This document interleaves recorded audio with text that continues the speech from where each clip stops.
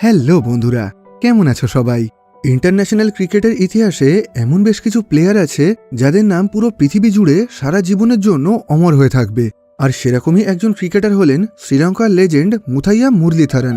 তিনি নিজের জীবনে এমন বেশ কিছু রেকর্ড তৈরি করেছেন যেগুলোকে আজ অবধি কেউই ভাঙতে পারেনি, এমনকি সেগুলোর আশেপাশে পৌঁছাতে পারেনি।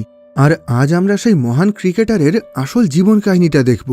সম্পূর্ণ সত্যি কাহিনী থেকে তৈরি আমাদের আজকের সিনেমার নাম 800।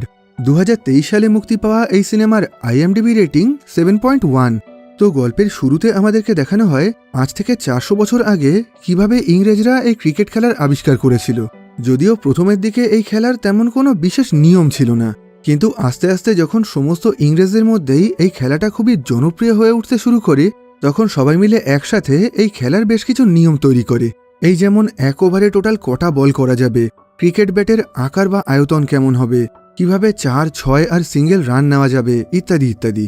এইভাবে আস্তে আস্তে এই ক্রিকেট খেলাটা ইংরেজদের এতটাই পছন্দ হয়ে যায় যে পরবর্তীকালে ইংরেজরা পৃথিবীর যে সমস্ত দেশে শাসন করার জন্য গেছিল সেই সমস্ত দেশেই ওরা এই খেলাটা খেলতে শুরু করে। এইভাবে আস্তে আস্তে Australia, south Africa, New Zealand, West Indies, Bharat, Sri Lanka এই সমস্ত দেশেই ক্রিকেট খেলা ছড়িয়ে পড়ে। এই সময় ইংরেজদের মধ্যে এই খেলাটা এতটাই জনপ্রিয় হয়ে উঠেছিল যে ওরা সারাদিন ধরেই ক্রিকেট খেলত। আর মাঝখানে কিছুটা সময় ওরা লাঞ্চ করার জন্য আর চা খাওয়ার জন্য ব্রেক নিত। এই ক্রিকেট খেলার পাশাপাশি ইংরেজদের দ্বিতীয় সবচেয়ে পছন্দের জিনিস ছিল চা। সবশেষে ইংরেজরা যখন শ্রীলঙ্কায় পৌঁছায় তখন সেখানকার চায়ের বাগানে কাজ করার জন্য উত্তর ভারতের তামিলনাড়ু থেকে বেশ অনেক মানুষকে কর্মচারী বানিয়ে শ্রীলঙ্কায় নিয়ে যাওয়া হয়। এই সমস্ত কর্মচারীদের মধ্যেই চিন্নাস্বামী আর আঙ্গুমাল নামের দুজন দম্পতি ছিল। শ্রীলঙ্কায় কাজ করতে আসার পর এদের দুজনের একটা বাচ্চা হয় যার নাম ছিল মুথাইয়া। ছোটবেলায় মুথাইয়া যখন ইংরেজদেরকে ক্রিকেট খেলতে দেখত তখন সেটা ওর খুবই ভালো লাগতো। ওর স্বপ্ন ছিল একদিন ইংরেজদের মতন ও নিজেও ক্রিকেট খেলবে, কিন্তু যেহেতু ওর বাবা মা দুজনেই চায়ের বাগানে কাজ করত তাই টাকার অভাবে ও নিজের এই স্বপ্নটা পূরণ করতে পারে না। এইভাবে আস্তে আস্তে 32 বছর কেটে যায়। দেখা যায় মুথাইয়া এখন অনেক বড় হয়ে গেছে। এখন ও শ্রীলঙ্কায় একটা বিস্কুটের কারখানা চালায় যেখানে অনেক মানুষ কাজ করে। আর এখন মুথাইয়ারও একটা বাচ্চা ছেলে হয়েছে যার নাম হলো মুরলীধরন। নিজের বাবার মতন মুরলিও ছোটবেলা থেকেই ক্রিকেট খেলতে খুবই পছন্দ করত। ওর সুযোগ পেলেই ওর পাড়ার বড় বড় বাচ্চাদের সঙ্গে ক্রিকেট খেলত। আর এখানে দেখা যায় মুরলি বোলিং করতেই বেশি পছন্দ করত। এইভাবে মুরলির জীবনে সবকিছু যখন খুব ভালোভাবে কাটছিল তখন হঠাৎ করেই ওদের দেশে একটা গৃহযুদ্ধ বেঁধে যায়। আসলে 1977 সালে শ্রীলঙ্কাতে সেনালি লোক আর তামিল লোকদের মধ্যে খুবই ঝামেলা বেঁধে গেছিল। শ্রীলঙ্কার যারা আদি নিবাসী ছিল তাদেরকে সেনেলি বলা হতো, আর সমস্ত সেনেলি লোকরা মনে করছিল ভারতের তামিলনাড়ু থেকে যে সমস্ত লোকজন শ্রীলঙ্কায় এসেছে তারা হয়তো ওদের দেশটাকে দখল করে সেটাকে দুভাগ করতে চাইছে। এই বিষয়টা নিয়েই সেই সময় তামিল লোকজন আর সেনেলি লোকজনদের মধ্যে মাঝে মাঝে ঝামেলা অশান্তি হতো। এই ঝামেলাটা এতটাই ভয়ঙ্কর ছিল যে এখানে বহু মানুষ নিজেদের প্রাণ হারিয়েছিল। আর এই ঝামেলা অশান্তির ভয়ে বহু তামিল লোক নিজেদের ঘরবাড়ি ছেড়ে শ্রীলঙ্কা থেকে আবার ভারতে ফিরে যায়। যেহেতু মুরলি আর ওর পরিবার তামিল ছিল তাই বেশ কিছু সেনালি লোকজন মুরলির বাবার বিস্কুটের কারখানায় আগুন ধরিয়ে দেয়, যার ফলে নিমেষের মধ্যেই ওদের সমস্ত টাকা পয়সা, বাড়িঘর সবকিছুই পুরোপুরি নষ্ট হয়ে যায়। এরপর থেকে মুরলির পুরো পরিবার তাদের প্রতিবেশীদের বাড়িতে লুকিয়ে থাকতে শুরু করে। কিন্তু এই ঘটনায় মুরলির বাবা মা এতটাই ভয় পেয়ে গেছিলেন যে ওনারা মুরলিকে ওদের গ্রামের একটা চার্চের হস্টেলে রেখে আসেন। ওনারা মনে করেছিলেন এই চার্চের বাকি খ্রিস্টান বাচ্চাদের সঙ্গে থাকলে মুরলি হয়তো সুরক্ষিত থাকতে পারবে। যদিও প্রথমের দিকে মুরলি নিজের বাবা মাকে ছেড়ে এখানে একা একা কোনোভাবেই থাকতে চাইছিল না, কিন্তু পরে যখন মুরলিকে ওই চার্চের বাকি বাচ্চাদের সঙ্গে ক্রিকেট খেলতে দেওয়া হয় তখন ও এখানে থাকার জন্য রাজি হয়ে যায়। মুরলি এই চার্চের হস্টেলে থেকে এখানকার স্কুলেই পড়াশোনা করত আর এখানকার বাকি বাচ্চাদের সঙ্গে ক্রিকেট খেলত। আর মুরলির মা মাঝে মাঝেই ওর সঙ্গে দেখা করার জন্য এখানে আসতো। এইভাবে আস্তে আস্তে বেশ কিছু বছর কেটে গিয়ে মুরলি যখন একটু বড় হয়ে যায় তখন ও নিজের স্কুল ক্রিকেট টিমে খেলার সুযোগ পায়। এখন ও এতটা ভালো ক্রিকেট খেলতে শিখে গেছিল আর এত ভালো বোলিং করত যে একটা স্কুল টুর্নামেন্টে ও খুব সহজেই নিজেদের অপোনেন্ট টিমের সমস্ত প্লেয়ারকে আউট করে দেয়। একদিন মুরলির এই অসাধারণ খেলা দেখে ওদের স্কুলের একজন টিচার মুরলিকে নিয়ে ওদের স্কুলের হেড কোচের কাছে চলে যান। এই কোচ ওদের স্কুলের সিনিয়র টিমকে ট্রেনিং দিতেন, আর এই টিমে ওদের স্কুলের সমস্ত উঁচু ক্লাসের বড় বাচ্চারা খেলত। এখন ওই টিচার কোচকে বলেন মুরলির মধ্যে ক্রিকেটের প্রতি প্যাশন আর ট্যালেন্ট দুটোই আছে, তাই ওকে যেন ওদের স্কুলের সিনিয়র টিমে সিলেক্ট করে নেওয়া হয়। কিন্তু সমস্যা হলো এই টিমের বাকি প্লেয়ারদের তুলনায় মুরলি বয়সে খুবই ছোট ছিল। সেজন্য প্রথমের দিকে ওই কোচ মুরলিকে কোনোভাবেই নিজের টিমে নিতে চাইছিলেন না। কিন্তু পরে মুরলির বেশ কিছু বোলিং টেস্ট নেওয়ার পর দেখা যায় ও নিজের অসাধারণ অফ স্পিনের সাহায্যে ওদের টিমের সবচেয়ে ভালো ব্যাটসম্যানকে খুব সহজেই আউট করে দিয়েছে, যেটা দেখে ওই কোচ আর ওখানে থাকা বাকি সমস্ত প্লেয়ার প্রত্যেকেই খুবই অবাক হয়ে গেছিল। এই ঘটনার পর মুরলিকে ওদের স্কুলের সিনিয়র টিমে সিলেক্ট করে নেওয়া হয়। এরপর আস্তে আস্তে বেশ কিছু বছর কেটে গিয়ে চলে আসে 1987 সাল। দেখা যায় মুরলি এখন আগের থেকে অনেক বড় হয়ে গেছে। বিগত 4-5 বছর ধরে মুরলি এখানে প্রত্যেক দিন নিজের কোচের কাছে ক্রিকেট প্র্যাকটিস করার জন্য আসে, আর এখানে ও সারাদিন ধরে ট্রেনিং নেয়। এত বছর ধরে প্র্যাকটিস করার ফলে এখন ও খুবই দুর্দান্ত ভালোভাবে বল করতে শিখে গেছিল। কিন্তু এত বছর ধরে এত কষ্ট করার পরেও মুরলিকে এখনও অবধি ওদের টিমের এক্সট্রা মেম্বার হিসেবে রেখে দেওয়া হয়েছিল। আজ অবধি ওকে একবারও ওদের স্কুলের মেন সিনিয়র টিমে খেলতে দেওয়া হয়নি। কিন্তু এসব কিছুর পরেও ও কোনোরকমভাবে নিরাশ না হয়ে একটানা নিজের প্র্যাকটিস চালিয়ে যেত। এইভাবে আস্তে আস্তে কিছু মাস পর পুরো দেশ জুড়ে সমস্ত স্কুলের মধ্যে একটা ক্রিকেট টুর্নামেন্ট শুরু হয়। কিন্তু এই টুর্নামেন্ট চলাকালীন মুরলির টিমের একজন সিনিয়র প্লেয়ার অসুস্থ হয়ে যায়, যে কারণে এখন তার জায়গায় মুরলিকেই মেইন টিমে খেলার সুযোগ দেওয়া হয়। এই ঘটনায় মুরলি প্রচণ্ড আনন্দ পায়। এই টুর্নামেন্টের প্রথম দিনেই ও নিজেদের অপোনেন্ট টিমের 10 জন প্লেয়ারকে আউট করে দিয়েই এই ম্যাচটা খুব সহজেই জিতে যায়। এখানে ওর খেলা দেখে সবাই বুঝে গেছিল একদিন ও খুবই বড় একজন ক্রিকেটার হয়ে উঠবে। এই ঘটনার পর থেকে মুরলি পুরোপুরিভাবে নিজের স্কুলে সিনিয়র টিমে জায়গা পেয়ে যায়। এরপর আরও 3 বছর কেটে গিয়ে চলে আসে 1990 সাল। এই বছর মুরলিদের টিম ওদের দেশের ইন্টারন্যাশনাল স্কুল টুর্নামেন্টের ফাইনাল ম্যাচ খেলছিল, আর এই খেলাটা দেখার জন্য পুরো দেশের বিভিন্ন জায়গা থেকে অনেক দর্শক এসেছিল। আর এই দর্শকদের মধ্যে থেকে একজন ছিলেন অর্জুনা রানাটুঙ্গা, যিনি সেই সময় শ্রীলঙ্কান ক্রিকেট টিমের ক্যাপ্টেন ছিলেন। এখানে মুরলির বোলিং দেখে ওনার এতটাই ভালো লেগে যায় যে উনি সাথে সাথেই মুরলিকে শ্রীলঙ্কার ন্যাশনাল ক্রিকেট টিমে সিলেক্ট করে নেন। এরপর 1991 সালে মুরলি প্রথমবার নিজের দেশের হয়ে ক্রিকেট খেলার জন্য শ্রীলঙ্কার ন্যাশনাল টিমের সাথে লন্ডন পৌঁছে যায়। কিন্তু এখানে আসার পরেও মুরলিকে মেন 11-এ খেলার জন্য সিলেক্ট করা হয়নি, ওকে এক্সট্রা হিসাবে রেখে দেওয়া হয়েছিল। মুরলিকে বলা হয় ও যদি প্রথম দিনের প্র্যাকটিস ম্যাচে ভালো খেলতে পারে তাহলে ওকে পরবর্তীকালে ওভাল টেস্টের ফাইনাল 11-এ খেলার সুযোগ দেওয়া হবে। কিন্তু এই সময় ইংল্যান্ডের পরিবেশ এতটাই ঠান্ডা ছিল যে অতিরিক্ত ঠান্ডার কারণে মুরলির হাত পা জমে গিয়ে ও ঠিকভাবে বল করতে পারছিল না। আর এখন প্র্যাকটিস ম্যাচে ভালো পারফর্ম না করতে পারার জন্য মুরলিকে মেন 11-এ সিলেক্ট করা হয় না। এই পুরো টেস্ট ম্যাচ চলাকালীন মুরলি একজন এক্সট্রা প্লেয়ার হয়ে মাঠের ধারেই চুপচাপ বসেছিল। ও একটা ম্যাচও খেলার সুযোগ পায়নি, যদিও পরবর্তীকালে শ্রীলঙ্কা এই টেস্ট ম্যাচটা হেরে যায়। এরপর শ্রীলঙ্কান টিম যখন ইংল্যান্ড থেকে ওদের দেশে ফিরে আসে তখন মুরলি মানসিকভাবে প্রচণ্ড ভেঙে পড়েছিল। ও ঠিকভাবে খাওয়া দাওয়া করতো না, কারোর সাথেই ভালো করে কথা বলতো না, সবসময় মন খারাপ করে একা একা বসে থাকতো। ওর মনে হচ্ছিল এই ঘটনার পর ভবিষ্যতে ও হয়তো আর কখনোই শ্রীলঙ্কার ন্যাশনাল টিমে খেলার সুযোগ পাবে না। ওকে এই অবস্থায় দেখে ওর মন ভালো করার জন্য মুরলির বাবা ওকে নিজেদের বিস্কুটের কারখানাটা সামলানোর দায়িত্ব দেন। উনি বলেন, তুমি বিদেশ থেকে ফুড প্রোডাকশন নিয়ে ভালো করে পড়াশোনা করে আসো, তাহলে পরবর্তীকালে আমরা আমাদের এই কারখানাটাকে আরও অনেক বড় করে তুলতে পারবো। যদিও মুরলি কোনোভাবেই নিজের ক্রিকেট খেলা বন্ধ করে দিয়ে অন্য কোথাও যেতে চাইছিল না, কিন্তু এখানে নিজেদের কারখানাটা বড় করার জন্য ও শেষ অবধি নিজের বাবার কথায় রাজি হয়ে যায়। এরপর মুরলি যখন মালয়েশিয়ার একটা কলেজে ভর্তি হওয়ার জন্য অ্যাপ্লিকেশন করে সেই লেটারটা পোস্ট করতে যাচ্ছিল তখনই ওর সাথে ওদের শহরের অন্য একটা কলেজের টিচারের দেখা হয়। ওই টিচার বলেন, আমি তোমার খেলা দেখেছি। আজ থেকে 1 বছর আগে একটা কলেজ টুর্নামেন্টে তুমি আমাদের কলেজের সমস্ত প্লেয়ারকে আউট করে দিয়ে সেই ম্যাচটা হারিয়ে দিয়েছিলে। সেই দিন তোমার খেলা দেখে আমাদের প্রত্যেকেরই খুবই ভালো লেগেছিল। আমার বিশ্বাস খুব তাড়াতাড়ি তুমি শ্রীলঙ্কার ন্যাশনাল টিমে খেলার সুযোগ পাবে। এই কথা শুনে মুরলি যেন এখন নতুন করে একটা আশা ফিরে পায়। ও ঠিক করে নেয় এখন ও আর বিদেশে যাবে না, এখন ও শ্রীলঙ্কারই কোনো একটা কলেজে ভর্তি হয়ে পড়াশোনা করবে, আর নিজের পড়াশোনার পাশাপাশি নিজের বাকি সময়টা ও ক্রিকেট প্র্যাকটিস করবে। এরপর 1992 সালে মুরলি শ্রীলঙ্কার রাজধানী অর্থাৎ কলম্বোয় চলে গিয়ে সেখানকার একটা কলেজে ভর্তি হয়, আর সেই একই সাথে ও ওখানে একটা তামিল ক্লাব ক্রিকেট টিমে জয়েন করে। কিন্তু এখানে ও কলেজে পড়াশোনা বাদ দিয়ে নিজের বেশিরভাগ সময়টাই ক্রিকেট প্র্যাকটিস করে কাটাতো। এখন মুরলির জীবনের একমাত্র লক্ষ্য ছিল ও যেন আরও একবার শ্রীলঙ্কার ন্যাশনাল ক্রিকেট টিমে সিলেক্ট হতে পারে, আর খুব তাড়াতাড়ি ও সেই সুযোগটা পেয়ে যায়। এই বছর অস্ট্রেলিয়ান টিম শ্রীলঙ্কার ট্যুরে এসেছিল।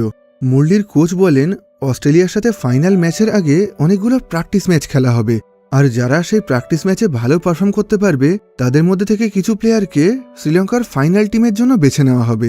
এই কথা শুনে মুরলি খুবই এক্সাইটেড হয়ে যায়।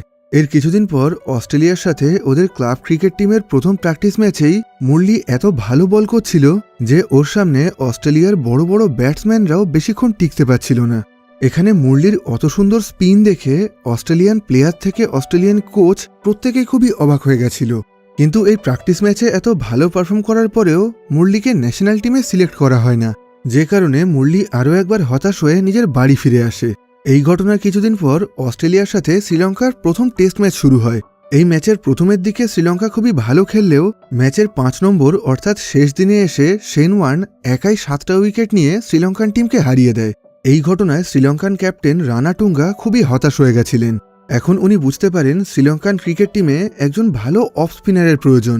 সেজন্য এখন উনি আর বাকি বোর্ড মেম্বাররা মিলে মুরলিকে আরও একবার শ্রীলঙ্কান ক্রিকেট টিমের মেন 11-এ সিলেক্ট করে নেন।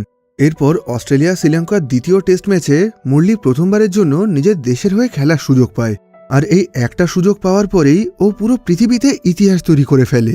যদিও জীবনের প্রথমবার এত বড় একটা ম্যাচে খেলতে গিয়ে মুরলি প্রথমের দিকে খুবই নার্ভাস হয়ে গেছিল, কিন্তু কিছুক্ষণের মধ্যেই ও নিজেকে সামলে নিয়ে ওই ম্যাচের প্রথম উইকেটটা নিয়ে নেয়। আর এইভাবে এক এক করে সেই ম্যাচে ও টোটাল 3টে উইকেট নেয়। যদিও পরবর্তীকালে এই ম্যাচটা ড্র হয়েছিল, কিন্তু এই ঘটনার পর থেকে মুরলিকে আর কখনোই পিছনে ফিরে তাকাতে হয়নি। ও পুরোপুরিভাবে শ্রীলঙ্কার ন্যাশনাল ক্রিকেট টিমে নিজের জায়গা বানিয়ে নিয়েছিল। এরপর 1993 সালে মুরলি শ্রীলঙ্কান টিমের সঙ্গে ইন্ডিয়াতে টেস্ট ম্যাচ খেলার জন্য যায়। যদিও এই ম্যাচটা শ্রীলঙ্কা হেরে গেছিল, কিন্তু এখানে ইন্ডিয়ার সাথে টেস্ট ম্যাচ খেলার পর মুরলির পারফরমেন্স যেন আগের থেকে আরও অনেক বেড়ে গেছিল। এরপর আস্তে আস্তে আরও 2 বছর কেটে গিয়ে চলে আসে 1995 সাল। এই বছর শ্রীলঙ্কান টিম ওভাল টেস্ট খেলার জন্য আরও একবার অস্ট্রেলিয়ায় যায়। এই সময় মুরলি ক্রিকেটের জগতে খুবই বড় আর নামকরা একজন বোলার হয়ে উঠেছিল। তখনও অবধি ও টোটাল 50টা ইন্টারন্যাশনাল উইকেট নিয়েছিল, আর ওর সামনে পৃথিবীর বড় বড় ব্যাটসম্যানরাও বেশিক্ষণ টিকতে পারত না। আর সেজন্যই এই টেস্ট ম্যাচ শুরু হওয়ার আগে অস্ট্রেলিয়ান ক্রিকেট বোর্ড মুরলির ওপরে ভালো রকমভাবে নজর রাখতে শুরু করে। এমনকি প্র্যাকটিস চলাকালীন ওরা মুরলির প্রতিটা বোলিং স্টাইল আর ওর সমস্ত বডি মুভমেন্টও ক্যামেরায় রেকর্ড করতে শুরু করে। অস্ট্রেলিয়ান টিম যেভাবেই হোক এটা জানার চেষ্টা করছিল মুরলি এত সুন্দর স্পিন বল করে কিভাবে, কিন্তু অনেক চেষ্টা করার পরেও ওরা কিছুই জানতে পারে না। তাই শেষ অবধি ওরা ঠিক করে নেয় ওরা মুরলির বোলিং কেরিয়ারটাকেই নষ্ট করে দেবে। এই ঘটনার কিছুদিন পর যখন অস্ট্রেলিয়া আর শ্রীলঙ্কার টেস্ট ম্যাচ শুরু হয়, তখন প্রথমের দিকে মুরলি খুবই ভালো বল করছিল। ও একদম জাদুর মতন অবিশ্বাস্যভাবে বল স্পিন করছিল, যেগুলো খেলতে অস্ট্রেলিয়ান প্লেয়ারদের খুবই অসুবিধা হচ্ছিল। তাই এখন মুরলিকে আটকানোর জন্য অস্ট্রেলিয়ান আম্পায়ার ড্যারেল হেয়ার মুরলির করার প্রতিটা বলকেই নো বল ডিক্লেয়ার করতে শুরু করেন।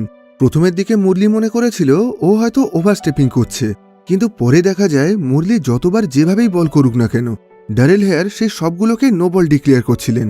এখন শ্রীলঙ্কান ক্যাপ্টেন আর মুরলি যখন ওই আম্পায়ারের কাছে নো বলের কারণ জানতে চায়, তখন উনি বলেন মুরলি নাকি চাকিং করছে, মানে ও নাকি ছুঁড়ে বল করছে। আসলে এই সময় আইসিসির নিয়ম ছিল বল করার সময় কোনো স্পিন বোলার তার হাত 5 ডিগ্রির বেশি ভাঁজ করতে পারবে না, আর কোনো পেস বোলার তার হাত 10 ডিগ্রির বেশি ভাঁজ করতে পারবে না। কোনো প্লেয়ারের হাত তার থেকে বেশি ভাঁজ হয়ে গেলেই সেটাকে নো বল ডিক্লেয়ার করা হবে। আর খেলা চলাকালীন কোনো বোলার তার হাত কতটা ভাঁজ করছে সেটা দেখার দায়িত্ব ছিল মাঠে থাকা আম্পায়ারের ওপরে। তখন এই বিষয়টা ক্যালকুলেট করার জন্য বা এটাকে জাজ করার জন্য কোনো বিশেষ ক্যামেরা বা বিশেষ টিম কিছুই ছিল না। মাঠে থাকা আম্পায়ারের সিদ্ধান্তই ছিল চূড়ান্ত। আর সেই নিয়মের সুযোগ উঠিয়েই আম্পায়ার ড্যারেল হেয়ার মুরলির প্রতিটা বলকেই নো বল ডিক্লেয়ার করতে শুরু করেন। এমনকি ওই আম্পায়ার তো মুরলি আর শ্রীলঙ্কান টিমের ক্যাপ্টেনকে সরাসরি জানিয়ে দেয় এই ম্যাচে মুরলি যতবারই বল করবে উনি সেই প্রত্যেকটা বলকেই নো বল ডিক্লেয়ার করবেন। এই কথা শুনে শ্রীলঙ্কান টিমের ক্যাপ্টেন একটু ভয় পেয়ে যায়, আর সেজন্যই সেই ম্যাচে মুরলিকে আর একটাও বল করতে দেওয়া হয় না, যে কারণে পরবর্তীকালে শ্রীলঙ্কা সেই ম্যাচটা হেরে যায়। কিন্তু এই ঘটনার পর থেকে মাঠে থাকা অস্ট্রেলিয়ান দর্শকরা মুরলিকে চাকার বলে খ্যাপাতে শুরু করে। এমনকি সমস্ত টিভি চ্যানেল আর নিউজ মিডিয়াতেও মুরলির বোলিং স্টাইল নিয়ে কন্ট্রোভার্সি শুরু হয়ে যায়। এখন চারিদিকে ছড়িয়ে পড়তে শুরু করে মুরলি নাকি আইসিসি নিয়মের বাইরে গিয়ে অতিরিক্ত হাত বেঁকিয়ে চিটিং করে বল করছিল, আর সেই কারণেই ও এত ভালো স্পিন করতে পারত। এই ঘটনার পর শ্রীলঙ্কান ক্যাপ্টেন রানাটুঙ্গা আর শ্রীলঙ্কান ক্রিকেট বোর্ডের বেশ কিছু মেম্বার পরীক্ষা করে দেখে মুরলির হাতে জন্ম থেকেই একটু ন্যাচারাল বেন্ড ছিল, মানে জন্ম থেকেই ওর হাত সামান্য একটু ব্যাঁকা। বাকি মানুষদের মতন ও নিজের হাতটাকে পুরোপুরি সোজা করতে পারত না। এর মানে হলো মুরলি কোনোভাবেই চিটিং করে অতিরিক্ত হাত বেঁকিয়ে বল করত না।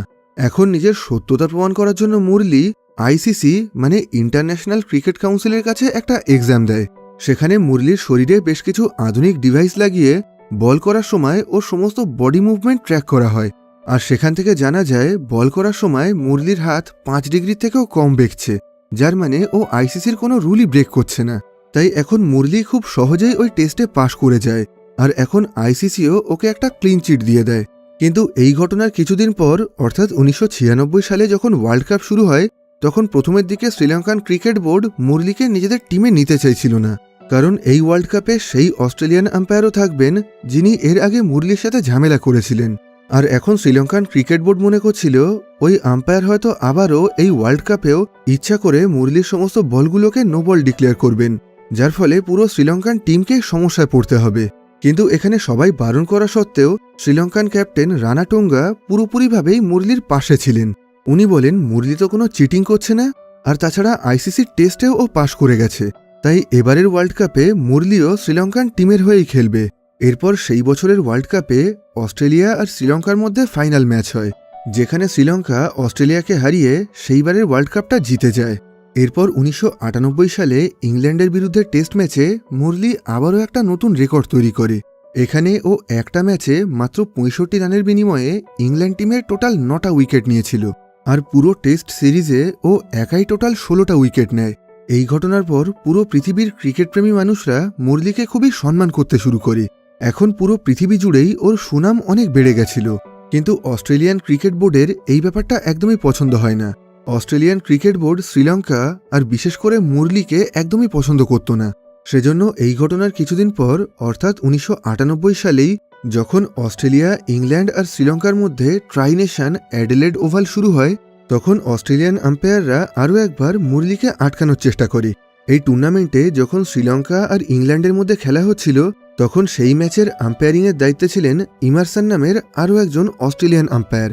এখন এই ম্যাচেও উনি আগেরবারের মতন মুরলির সমস্ত বলগুলোকে নো বল ডিক্লেয়ার করতে শুরু করেন। কিন্তু এই ঘটনায় শ্রীলঙ্কান ক্যাপ্টেন রানাটুঙ্গা প্রচণ্ড রেগে গেছিলেন। উনি আম্পায়ার ইমারসনকে বলেন, যখন আইসিসি মুরলিকে ক্লিন চিট দিয়ে দিয়েছে, তারপরেও আপনি বলছেন মুরলি ছুড়ে বল করছে? আপনি কি আইসিসির থেকেও বেশি জানেন? আর এই বিষয়টা নিয়েই আম্পায়ার ইমারসনের সঙ্গে ক্যাপ্টেন রানাটুঙ্গার খুবই ঝামেলা বেঁধে যায়। আম্পায়ার বলেন, তুমি যত যাই বলো না কেন, আমার মনে হয়েছে মুরলি ছুড়ে বল করছে, সেজন্যই আমি নো বল ডেকেছি। আর যতবারই আমার এমনটা মনে হবে আমি ততবারই নো বল ডাকবো। যেটা শুনে রানাটুঙ্গা বলেন, এমনটা হলে আমি এখনই খেলা বন্ধ করে দিয়ে আমার পুরো টিমকে নিয়ে এখান থেকে চলে যাব। আর এই কথা বলেই ও নিজের পুরো টিমকে নিয়ে মাঠ থেকে বেরিয়ে আসতে শুরু করে, যেটা দেখে ম্যাচ রেফারি তাড়াতাড়ি করে ছুটে এসে পুরো ব্যাপারটা সামলানোর চেষ্টা করেন। এখন অস্ট্রেলিয়ান ক্রিকেট বোর্ড আর শ্রীলঙ্কান ক্রিকেট বোর্ডকে কল করে দুজনের সম্মতিতে একটা টেম্পোরারি সেটেলমেন্ট করা হয়। এখন ঠিক করা হয় মুরলি এই পুরো ম্যাচেই কোনো রকম অফ স্পিন করতে পারবে না। ও অফ স্পিন করলেই আম্পায়ার আবারও সেটাকে নো বল ডাকবে। এখন শেষ অবধি রানাটুঙ্গা আর শ্রীলঙ্কান টিম এই শর্ত মেনে নিয়ে আবার খেলার জন্য রাজি হয়ে যায়। তবে এত সমস্যার পরেও শ্রীলঙ্কা সেই দিনের ম্যাচটা জিতে যায়। আর সবচেয়ে মজার ব্যাপার হলো সেই দিনের ম্যাচের শেষ উইনিং রানটা মুরলি নিয়েছিল। এরপর আগামী 6 বছর ধরে মুরলি ইন্টারন্যাশনাল ক্রিকেটে খুব ভালোভাবে নিজের রাজত্ব বজায় রাখে। এইভাবে আস্তে আস্তে চলে আসে 2004 সাল। এই সময় অস্ট্রেলিয়ান ক্রিকেটার শেন ওয়ার্ন আর মুরলির মধ্যে একটা কম্পিটিশন চলছিল, কে সবার আগে 500টা টেস্ট উইকেট নিতে পারে। আসলে এই সময় এরা দুজনেই 500 টেস্ট উইকেটের একদম কাছাকাছি পৌঁছে গেছিল। তাই এখন মুরলিকে আটকানোর জন্য শ্রীলঙ্কা অস্ট্রেলিয়ার সিরিজ চলাকালীন দুসরা নামে মুরলির একটা বোলিং অ্যাকশনকে সাসপেন্ড করে দেওয়া হয়, যার ফলে মুরলির উইকেট নিতে একটু অসুবিধা হচ্ছিল। আর সেজন্যই এই কম্পিটিশনে ও একটু পিছিয়ে গেছিল, যার ফলে 2004 সালের 8ই মার্চ শেন ওয়ার্ন মুরলির আগে নিজের 500টা উইকেট পূরণ করে নেয়। কিন্তু এই ঘটনার মাত্র 8 দিন পর অর্থাৎ 2004 সালের 16ই মার্চ মুরলিও নিজের 500টা উইকেটের মাইলস্টোন কমপ্লিট করে ফেলে, যে কারণে পুরো শ্রীলঙ্কান ক্রিকেট টিম মিলে এই বিশেষ মুহূর্তটা সেলিব্রেট করে। কিন্তু এরপরেও সমস্ত অস্ট্রেলিয়ান প্লেয়ার আর অস্ট্রেলিয়ান নিউজ মিডিয়া বলতে শুরু করে, মুরলি তো জিম্বাবুয়ে আর বাকি সমস্ত ছোট ছোট দেশের সঙ্গে খেলে নিজের এই উইকেটগুলো পেয়েছে, ওর মধ্যে বড় টিমের সঙ্গে খেলার ক্ষমতা নেই। আর তাছাড়া এমনিতেও তো চিটিং করে। এই ঘটনার পর মুরলি লক্ষ্য করে এখন জিম্বাবুয়ান ক্রিকেট টিমের প্লেয়াররাও ওর বোলিং স্টাইল নিয়ে মজা তামাশা করছে। এই ঘটনায় মুরলি মানসিকভাবে প্রচণ্ড আঘাত পায়। এখন ও ঠিক করে নেয় ও পুরো পৃথিবীর সামনে নিজেকে আরও একবার নির্দোষ প্রমাণ করবে। সেজন্য ও আইসিসির কাছে আরও একবার আপিল করে। আর এখন ও আইসিসির সমস্ত মেম্বারদের সামনে একটা আর্ম রেস্ট টেস্ট দেয়। এখন এই টেস্ট চলাকালীন মুরলির হাতে পাইপের মতন দেখতে স্টেনলেস স্টিলের একটা গোল প্যাড পুড়িয়ে দেওয়া হয়, যাতে ও কোনোভাবে নিজের হাতটাকে ভাঁজ করতে না পারে। এখন এই অবস্থাতেই ওকে সবার সামনে নর্মালভাবে বল করে দেখাতে হবে। যদিও এই টেস্ট চলাকালীন আইসিসির বোর্ড মেম্বাররা জানিয়ে দেয় আগামী 3-4 দিন ধরে এই টেস্টটা চলবে, কিন্তু সমস্যা হলো মুরলি যদি বেশিক্ষণ ধরে ওই ভারী স্টিলের প্যাড পরে বোলিং প্র্যাকটিস করে তাহলে ওর হাতে পার্মানেন্ট ড্যামেজ হয়ে যেতে পারে। যেটা শুনে মুরলি বলে, এই ঘটনার পর আমি যদি সারা জীবনের জন্য আর কখনোই বল না করতে পারি তাতেও আমার কোনো দুঃখ নেই। আমি শুধু পুরো পৃথিবীর সামনে নিজেকে নির্দোষ প্রমাণ করতে চাই। এই কথা বলেই ও সবার সামনে নিজের টেস্ট দিতে শুরু করে। আর ওর এই পুরো টেস্টটাকেই টিভিতে লাইভ দেখানো হচ্ছিল। এই টেস্ট চলাকালীন এখানে আইসিসির সমস্ত বোর্ড মেম্বারদের পাশাপাশি অস্ট্রেলিয়া থেকে সেই আম্পায়ারকেও ডেকে আনা হয়, যে সবার প্রথম মুরলিকে চাকিংয়ের অপবাদ দিয়ে ওর সমস্ত বলগুলোকে নো বল ডিক্লেয়ার করেছিল। এখন মুরলি এই ভারী স্টিলের প্যাডটা পরেও এদের সামনে খুবই সুন্দরভাবে বল করে দেখায়। এটা দেখে সেই অস্ট্রেলিয়ান আম্পায়ার যেন কোনোভাবেই এটাকে বিশ্বাস করতে পারছিল না। ওনার মনে হচ্ছিল ওই প্যাডের মধ্যে থেকেও মুরলি হয়তো নিজের হাত বেঁকিয়ে বল করছে। সেজন্য শেষ অবধি তিনি নিজের হাতেই সেই প্যাডটাকে ভালো করে পরীক্ষা করে দেখতে শুরু করেন। আর ওই প্যাডটা হাতে নেওয়ার পরেই উনি বুঝতে পারেন এটার ভিতরে হাত বেঁকানো বা হাত ভাঁজ করা কোনোভাবেই সম্ভব না। যেটা দেখে এখন শেষ অবধি উনি নিজের অহংকার ছেড়ে দিয়ে নিজের ভুলটা স্বীকার করে নেন। উনি বলেন, আমি এতদিন ভুল বলেছিলাম, মুরলি কখনোই চিটিং করেনি, ও সত্যিই একজন ভালো বোলার। কিন্তু মুরলি এখানেই থেমে থাকে না। এরপর ও অপারেশন করিয়ে নিজের হাতটাকে পুরোপুরি সোজা করিয়ে নেয়, যাতে ভবিষ্যতে কেউ আর কখনো কোনোভাবেই বলতে না পারে ও চিটিং করেছে। আইসিসির সামনে মুরলি যে টেস্ট দিয়েছিল সেটা রেজাল্ট বেরোতে বেরোতে 5 বছর সময় লেগে যায়। অবশেষে 2009 সালে পৃথিবীর সমস্ত দেশের ক্রিকেট বোর্ড মেম্বাররা একসাথে বসে বেশ কিছু নতুন নিয়ম তৈরি করে, যেখানে ঠিক করা হয় এখন থেকে সমস্ত বোলার বল করার সময় তাদের হাতটাকে ম্যাক্সিমাম 15 ডিগ্রি ভাঁজ করতে পারবে। আর মাঠে থাকা আম্পায়াররা এই হাত ভাঁজ করার বিষয়টা নিয়ে কোনো প্লেয়ারকেই কিছু বলতে পারবে না। তার জন্য মাঠের বাইরে থার্ড আম্পায়ারের আলাদা টিম থাকবে। এবার আইসিসি যখন পুরো পৃথিবীর সামনে মুরলির টেস্ট রেজাল্ট আর নিজেদের নতুন ডিসিশনগুলো ডিক্লেয়ার করে, তখন মুরলি মানসিকভাবে অনেকটা শান্তি পায়। এই রেজাল্ট বেরোনোর কিছুদিন পর শ্রীলঙ্কা আর ইন্ডিয়ার টেস্ট সিরিজ চলাকালীন মুরলি ঠিক করে নেয় ইন্ডিয়ার সাথে আর একটা টেস্ট ম্যাচ খেলার পরেই ও রিটায়ার করে যাবে। যেটা শুনে সবাই খুবই অবাক হয়ে যায়। এমনকি শ্রীলঙ্কান টিমের বাকি প্লেয়াররা তো মুরলিকে বলে, এখন তো তোমার ওপর থেকে সমস্ত রকম অপবাদ সরিয়ে নেওয়া হয়েছে, এখন তো কেউ তোমাকে আর কিছুই বলবে না। আর তাছাড়া তুমি যা ভালো খেলছো তাতে করে আগামী 5-7 বছর তুমি খুব ভালোভাবেই খেলতে পারবে। আর তাছাড়া এখনও অবধি তুমি 792টা টেস্ট উইকেট নিয়েছো, আর 8টা উইকেট নিতে পারলে তুমি 800টা উইকেট নিয়ে পুরো পৃথিবীতে একটা নতুন রেকর্ড তৈরি করতে পারবে। তাই তোমার 800টা উইকেট না হওয়া অবধি তুমি রিটায়ার করো না।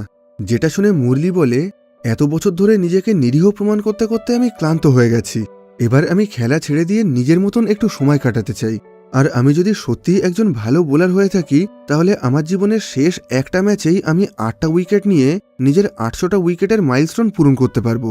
এরপর ইন্ডিয়ার সাথে শ্রীলঙ্কার প্রথম টেস্ট ম্যাচ শুরু হয়। এই পুরো ম্যাচে মুরলি খুব ভালোভাবেই 7টা উইকেট নিয়ে নেয়। আর মাত্র একটা উইকেট নিতে পারলেই ও 800টা টেস্ট উইকেটের একটা নতুন রেকর্ড তৈরি করতে পারবে। কিন্তু এই ম্যাচের শেষ ওভার অবধিও ও নিজের 8 নম্বর উইকেটটা নিয়ে উঠতে পারেনি। এখন সবাই এক প্রকারভাবে ভেবে নিয়েছিল মুরলি হয়তো নিজের 800তম উইকেটটা নিতে পারবে না। কিন্তু এই ম্যাচের একদম লাস্ট ওভারের লাস্ট বলে এসে মুরলি আরও একটা উইকেট নিয়ে একটা ওয়ার্ল্ড রেকর্ড তৈরি করে। নিজের কেরিয়ারের শেষে এসে মুরলি ইন্টারন্যাশনাল ক্রিকেটের সমস্ত ফরম্যাট মিলিয়ে টোটাল 1347টা উইকেট নিয়েছিল, যার মধ্যে থেকে 800টা টেস্ট উইকেট ছিল আর 534টা ছিল ইন্টারন্যাশনাল ওয়ানডে উইকেট। আর এখনও অবধি পুরো পৃথিবী জুড়ে এগুলোই সর্বোচ্চ ওয়ার্ল্ড রেকর্ড হয়ে রয়েছে। এখনও অবধি কেউ এগুলোর ধারে পাশেও আসতে পারেনি। এগুলোর পাশাপাশিও মুরলির কাছে আরও অনেকগুলো ওয়ার্ল্ড রেকর্ড রয়েছে। আর এই ইনফরমেশনগুলোর পাশাপাশি মুরলির জীবনের কাহিনীটা এখানেই শেষ হয়। তো এই ভিডিওটা আপনাদের কেমন লাগলো বা এই ভিডিও সম্পর্কে আপনাদের যে কোনো রকম মতামত আপনারা কমেন্ট বক্সে জানাতে পারেন। ভিডিওটা ভালো লেগে থাকলে এটাকে একটা লাইক করতে পারেন, আর খারাপ লাগলে অবশ্যই ডিসলাইক করবেন। আপাতত আজকের মতন আমি এখানেই বিদায় নিচ্ছি। আবার খুব তাড়াতাড়ি দেখা হবে পরবর্তী ভিডিওতে।